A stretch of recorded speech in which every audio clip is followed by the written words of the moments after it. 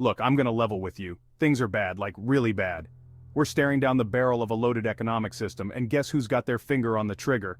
It's not you, it's not me, it's the folks at the top, those who already have more money than any one person could ever need. The gap between the haves and the have-nots? It's not a gap anymore. It's a chasm, a gaping maw swallowing up the American dream for millions.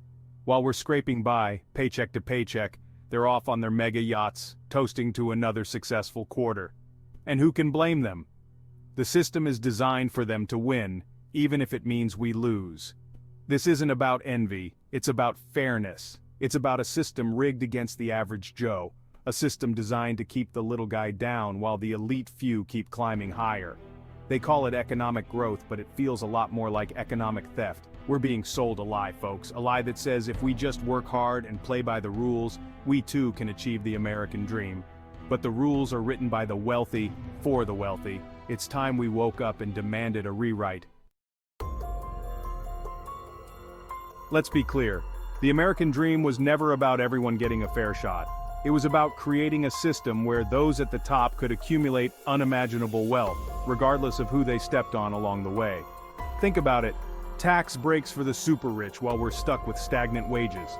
Corporations dodging taxes while our public schools crumble. It's a system designed to funnel wealth upwards, concentrating it in the hands of the few. And they want you to believe that this is just how it is, the natural order of things. But it's not natural, it's by design. They've built a system that benefits them, and they'll fight tooth and nail to keep it that way. They'll tell you it's about job creators and trickle-down economics, but we've all seen how that story ends, with the rich getting richer and the rest of us left holding the bag. It's a rigged game, folks, and we're the ones being played. Here's a fun fact. Market crashes aren't accidents, okay, maybe not all of them, but let's just say, some folks benefit greatly when the economy takes a nosedive. They see a crash coming, short the market, and make a killing off our misery. Remember 2008? While millions lost their homes and livelihoods, Wall Street got bailed out. They sipped champagne while we stood in bread lines. And guess what? They're ready to do it again. They call it market correction, but it feels a lot more like market manipulation. They gamble with our lives, and when they lose, we pay the price. And the worst part, they get away with it every single time. Why? Because they own the referees. They buy politicians who write laws in their favor, laws that deregulate, laws that protect them from consequences. It's a vicious cycle, and it's time we broke it. Let's talk about those politicians, those supposed representatives of the people. They're bought and paid for, folks, puppets dancing to the tune of corporate lobbyists and wealthy donors. Campaign finance? More like legalized bribery.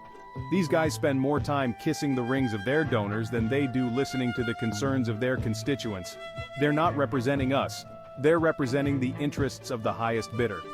We have a system where money equals power, and those with the most money have the most power. It's not a democracy, it's an oligarchy, ruled by a wealthy elite who are accountable to no one.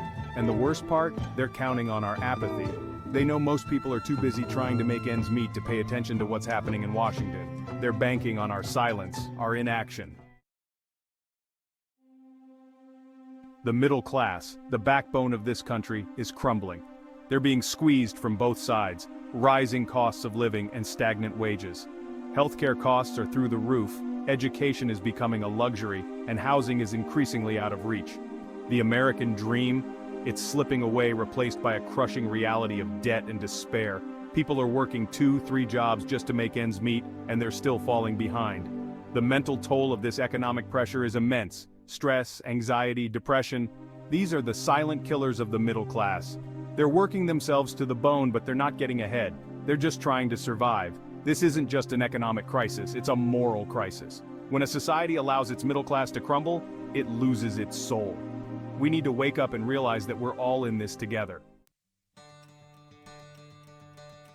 This isn't a call for violence, it's a call for awareness. The first step to solving a problem is acknowledging that it exists. We need to start talking about this, shouting it from the rooftops. We need to demand better from our elected officials. Hold them accountable for their actions, or rather, their inaction. Make them understand that they work for us, not the other way around. We need to support organizations fighting for economic justice, organizations working to level the playing field. Donate your time, your money, your voice. Every little bit helps. We need to educate ourselves and others about how this system works, how it's rigged against us. Knowledge is power, and it's time we took back our power. This isn't about left versus right, it's about right versus wrong. It's about creating a system that works for everyone, not just the privileged few. It's time to wake up, America. The alarm bells are deafening.